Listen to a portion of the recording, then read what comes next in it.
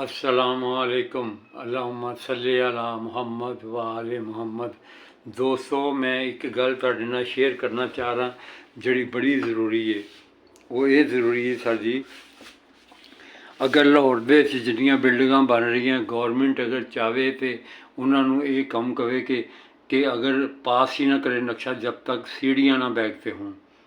अगर 10 मंजिला बिल्डिंग है, 8 मंजिला बिल्डिंग है, ਉਹਦੇ अगर सीढ़ियाँ नहीं बैक साइड से ਬਣਾਉਣੀਆਂ तो वो नक्शा ही ना पास करन, क्योंकि बहुत सारिया जाना ਜਿਹੜੀਆਂ ना बच ਜਾਂਦੀਆਂ ने, नुकसान तो बच ਜਾਂਦੀਆਂ जाना, नुकसान नहीं ਹੁੰਦਾ, जान बच जाती है।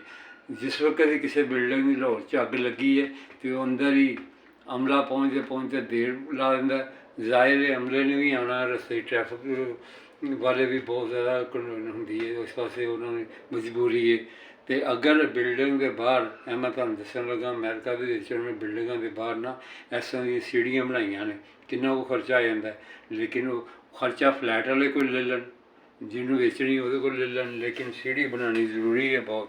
मैं तुहाडे नाल ये शेयर करना चाह रहा, दसना चाह रहा था कि दोस्तों यह देखो, मैं तुहानूं दिखाण लगा, यह देखो यह बिल्डिंग बनी है, यह बिल्डिंग के बार बार लोहे की उन्होंने सीढ़ी बनाई है। ये कि अगर एक कमरे उपर वाले अग लगेगी, आराम नाल दरवाज़ा खोलिया तो आराम नाल सीढ़ियाँ उतर के थल्ले आ जाएंगे सारे बारी बारी, तो जिहड़े नुकसान जान का घट होएगा।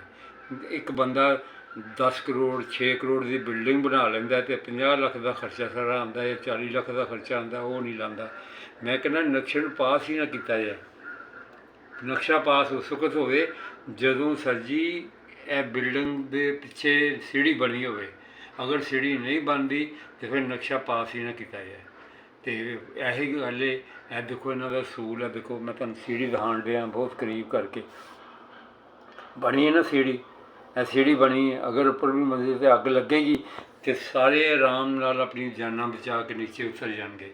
तो यही मैं कहना चाह रहा है कि अगर पाकिस्तान दे विच अगर साडी गौरमेंट थोड़ा जिहा टाइट करे, काम सख्ती करे, ਉਹਦਾ नक्शा पास ही ना करे सर, जड़ ਉਹਦਾ नक्शा पास करे जिस नक्शे के पिछे उन्होंने सीढ़ी का इंतज़ाम किया हो। मैनू याद है लाहौर दे विच LDA प्लाजा सी, उत्थे अग लगी सी, जड़ा वो अपना शिमला पहाड़ी के कोल है, तो तकरीबन 15-20 बंदे 25 बंदे लिफ्ट के विच ही कमरियां दे विच ही मर गए सन। तो वो अग बुझाई गई देर नाल, ते अमला देर नाल पहुँचा। इस वास्ते दोस्तों मैं तुहाडे नाल एज गल जरूरी शेयर करना चाह रहा कि तुसी अगर कोई ऑफिसर होवे, कोई बंदा सुन रहा हो तो वह तामन करे और प्रपोजल भेजे कि यह जी प्रपोजल किसी कामयाबी हो सकती है कि अगर किसी जाना बच जान तो अच्छी गल है।